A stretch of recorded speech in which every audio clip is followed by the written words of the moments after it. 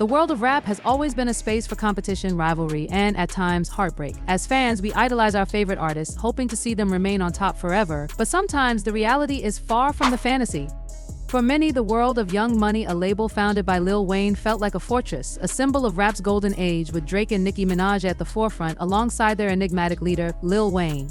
AA was the ideal, the perfect storm of talent, creativity, and success. And yet, as time has gone on, that once unshakable empire has started to crumble, leaving many to question if we've seen the last of Young Money as we knew it. One of the most poignant moments in this fall from grace is encapsulated in the thought that there was once a time when everything seemed to revolve around Drake. The Toronto rapper had reached an almost mythic status within the hip-hop world. His rise from a television star on Degrassi to rap's biggest player wasn't just impressive, it felt inevitable. And then there was the stage in his city, the platform in Toronto, where he solidified his legacy, a platform that meant everything to him. But as is often the case with the rise and fall of superstars, that moment ended, and with it came a sense of profound loss. For those who witnessed it, the pain of seeing the Drake era fade away was almost tangible. And now, in 2024, the message has become undeniable: it's over, and even Drake knows it. Where once he was the center of attention, now it feels as though he's relegated to the sidelines looking in. Even the people who once stood by his side, like Lil Wayne, seem disconnected. The veteran rapper, who had always been a mentor and a guiding force in Drake's career, took to Twitter to voice his own confusion. His cryptic messages only added fuel to the fire, as Lil Wayne appeared to have no idea how the dynamic had shifted, or perhaps no idea how to stop it from unraveling.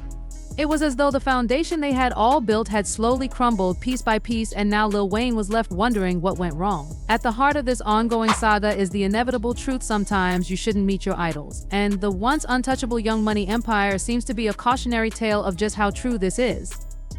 The excitement, the joy, the energy of Young Money's heyday is now overshadowed by drama, feuds, and public disputes. The rap game, once seen as an exhilarating, albeit competitive, space, has become a murky pool of alliances and betrayals. What once seemed like an unstoppable force of hip-hop dominance now feels like a fractured ecosystem, where artists who were once friends now seem more like rivals, each scrambling to retain relevance in an ever-changing industry. The song was, in typical Kendrick fashion, layered and introspective. It was a masterclass in wordplay and storytelling, with Kendrick using his signature style to dissect not just the rap game, but the entire entertainment industry. The lyrics were pointed and sharp, and many fans immediately speculated that Kendrick was aiming them not just at the industry at large, but at Lil Wayne himself. There was a sense that Kendrick was calling out those who had sold out, those who had forgotten the roots of hip-hop in favor of commercial success. One rivalry that has become particularly intriguing and unpredictable is the one between Lil Wayne and Kendrick Lamar. This is the battle that no one saw coming. Despite their different approaches to rap, with Lil Wayne known for his punchlines and endless work ethic, and Kendrick Lamar for his conscious, thought-provoking lyricism, the two have found themselves at odds. What began as an undercurrent of tension between the two has now erupted into full-blown drama, with both sides taking shots at one another in subtle and sometimes not so subtle ways. Kendrick, who has always maintained a certain level of mystery, has recently taken aim at those he believes have misrepresented the culture, and Lil Wayne, with his bravado and larger-than-life persona, is caught in the crossfire. But it's not just the back and forth between Lil Wayne and Kendrick that has fans on edge. The game has shifted, and new players are emerging from the shadows. Kendrick Lamar's surprise album drop on November 22, 2024, titled GNX, sent shockwaves through the music world. In an era where surprise albums have become somewhat commonplace, Kendrick's ability to still leave the public speechless was a testament to his power. His release was much more than just another rap album, it was a statement. And one track, in particular, Waxed Out Murals, stood out above the rest. Whether or not Kendrick was directly taking shots at Lil Wayne is still up for debate, but it's clear that Waxed Out Murals was an indictment of the state of the rap game. It felt like a warning, a reminder that the industry's landscape is constantly shifting, and those who don't evolve, who cling to past glories, will be left behind. In addition to the subtle jabs at his contemporaries, Kendrick's release also served as a reminder of the power of surprise. In an era where everyone expects the big albums to be hyped for months before release, Kendrick once again proved that the element of surprise was still a potent weapon. The internet was ablaze, not just with discussions about the music itself, but about the sheer audacity of Kendrick's move. It wasn't just a clever marketing tactic, it was an example of Kendrick's continued commitment to pushing the envelope, to challenging the status quo. As for Lil Wayne, he found himself grappling with this new wave of competition. With Kendrick's surprise drop, as well as the public fallout from his own disputes, Lil Wayne is at a crossroads. The industry is no longer the same. No longer is it dominated by the likes of Young Money and Drake. The emergence of Kendrick, along with other younger, hungrier artists, means that Lil Wayne's time at the top might be nearing its end.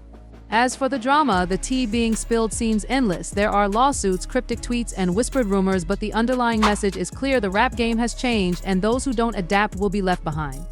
Whether or not Lil Wayne can reclaim his place at the top remains to be seen, but what's certain is that the drama between him and Kendrick Lamar is far from over. The Young Money empire may have faltered, but the battle for hip-hop supremacy is far from finished, and it's only getting messier from here. Standout line used to bump the Carter 3. I held my Raleigh chain, proud irony. I think my hard work let Lil Wayne down. On the surface, it sounds like a tribute to Wayne's legendary Carter 3 era, but fans quickly noticed the subtle shade was Kendrick, implying Wayne wasn't giving him his flowers. Now add fuel to the fire. Kendrick was announced as the Super Bowl 59 halftime show headliner, and here's the kicker: it's happening in New Orleans, Wayne's hometown. Talk about a double whammy. Fans of Wayne and the city. Many weren't having it. A lot of people felt the NFL should have picked Lil Wayne for the halftime show, considering his deep connections to NOLA and his massive influence on the rap scene. Wayne didn't take long to respond, jumping on X with a cryptic message: I just be chilling and they still come for my head. Let's not mistake kindness for weakness. Let this giant sleep, I beg you. No one really wants destruction, not even me. But I shall destroy if disturbed. On me, love. Translation: don't come for the king unless you're ready for the consequences. Orleans for the Super Bowl is egregious, and it's got to stop now. Let's bring Drake into the mix because, of course, he's part of this drama. If you've been paying attention, you know Kendrick and Drake's beef goes way back, from Kendrick's iconic Control verse calling out Drake by name to Drake's not so subtle disses in tracks like The Language. These two have been trading shots for over a decade. Fast forward to 2024, and Kendrick's Not Like Us takes another jab at Drake, reigniting the feud. The tweet wasn't just defensive, it also hinted at the storm brewing beneath Wayne's calm exterior. Fans speculated that Wayne was preparing to respond, either in the studio or in court. The tension only grew when Wayne posted a heartfelt video on Instagram back in September, shortly after Kendrick's Super Bowl announcement. In the video, Wayne opened up about how the snub affected him deeply. That hurt a lot, he said. You know what I'm talking about? It hurt a whole lot. I blame myself for. He admitted he wasn't mentally prepared for the letdown, even blaming himself for putting himself in that position in the first place. I automatically mentally put myself there, like someone told me that was my spot, he said. So I blame myself for that. He went on to say, I thought there was nothing better than that spot, that stage, that platform in my city. And so it hurt. It hurt a whole lot. Now things are starting to get spicy. Some people believe Wayne's exclusion might have less to do with his talent and more to do with other factors. Cameron didn't hold back, suggesting that Wayne's exclusion was payback for his connection to Drake, who got his start on Wayne's Young Money label. Cameron even hinted at a larger conspiracy, pointing fingers at Jay-Z, who has been a co-producer of the halftime show since 2019. He said, it's not really a secret. Lil Wayne had a problem with someone before, someone who's part of the organization running the show. This is payback. Who's Lil Wayne's artist? Drake. That's why Lil Wayne isn't performing in New. The song calls out Drake's alleged ghostwriting and hints at his penchant for younger women, a line that had the internet in flames. And don't forget, Drake and Wayne are more than collaborators. Their family. Wayne mentored Drake and helped him rise to superstardom, so it's no surprise that Wayne would back Drake in this beef. But wait, there's more. Drake has his own drama with Universal Music Group, claiming they prioritized Kendrick over him. Keep this in mind because it's about to blow up even more so, according to none other than Joe Budden, aka rap's messiest commentator, weighed in. Wayne didn't take Kendrick's subtle jab lightly. Budden revealed on his podcast that Wayne tried to call Kendrick after hearing waxed out murals, but Kendrick didn't respond. When Kendrick left Wayne on read, Wayne went straight to the studio. I'm hearing it, Budden said. Somebody picked up the phone, tried to call and see what the energy was. Hearing that Kendrick didn't answer, well, Wayne told us in his letter he goes months without a phone. Anyway, don't call my phone. Yeah, but if I'm calling you rapper to rapper and you don't answer, it's like what Mark told Flip when they underscore. Yeah, now I'm going in the booth you have until I get in that booth to hit me back. I want to hit you back. Go on the booth. Go on.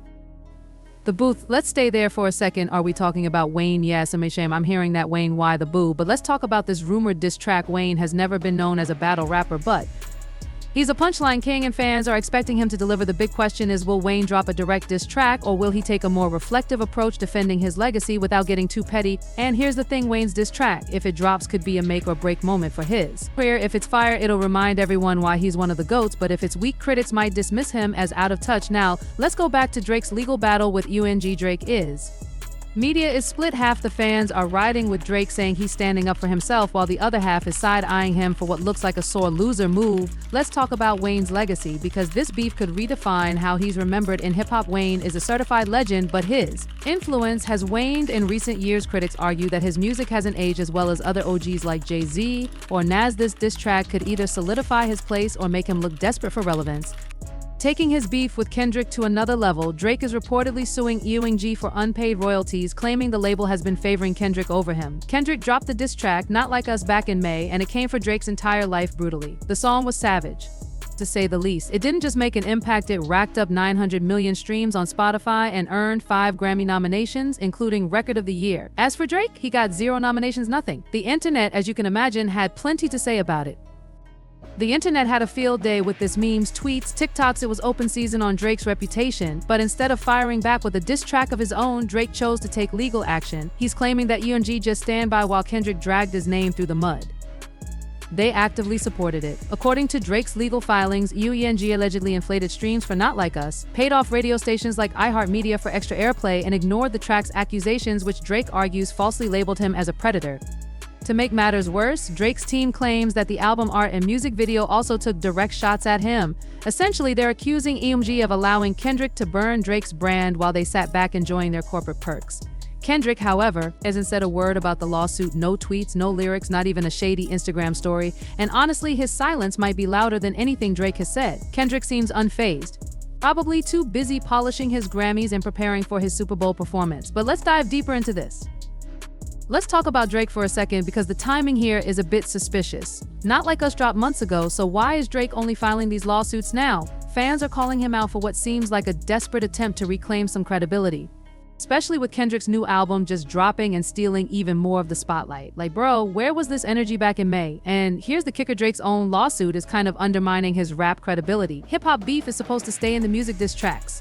Subliminal shots, maybe a few Instagram posts, exactly been in his favor, and Kendrick, well, he just put it all on blast in the most public way possible. So where does this leave us? Drake's filing in Texas this week includes claims that Weezy used irregular and inappropriate business practices to boost Kendrick's track. They're even demanding depositions from corporate reps at Weezy and iHeartMedia. This isn't just a diss battle anymore, it's a full-on legal war now. Let's talk numbers, because this part is where it gets spicy. Despite all the drama, Drake still came out ahead on Spotify's 2024 Wrapped. He locked in the #2 artist spot right behind Taylor Swift, which is definitely a flex. Kendrick, he didn't even crack the top 5, but hold up, because while Drake might have won the artist rankings, Kendrick's Not Like Us crushed it in the songs category, landing as the second most streamed track of the year, right behind Sabrina Carpenter's Espresso. And here's the kicker, none of Drake's tracks even made the top 5. Not Like Us might have. Drake may have lost the battle, but he's definitely winning the war when it comes to streaming success. Now Wayne, who's had his own legal battles with Weezy, is reportedly backing Drake in this fight. He even showed his support at a recent concert by holding up an OVO chain, signaling his alliance with Drake. Fans are speculating that Wayne and Drake might team up for a collaborative diss track aimed at Kendrick and Weezy. If this happens, it could spark a revival of the golden era of Young Money dominance. But let's be real, Kendrick isn't exactly an easy opponent to take down. Kendrick is one of the most calculated and precise lyricists in the game, so any diss aimed at him has to be flawless. Of course, no rap beef is complete without Joe Budden stirring the pot. Joe didn't just criticize Drake, he completely tore him apart. According to Budden, Drake's move reeks of desperation, especially since he seemingly lost the favor of Weezy CEO Lucian Grange, who once had his back. If that's not going to help him, it's definitely going to hurt him, and now things are about to get even more intense. At this point, anyone standing with Drake is just watching from the sidelines. The message is clear, it's over, and Drake knows it. So he's not arguing with anyone anymore. These lawsuits show that he knows exactly what time it is. Joe's rant made it clear that he believes Drake's legal action isn't about justice, but about jealousy. He pointed out that Kendrick is thriving both artistically and commercially, while Drake is out here looking petty.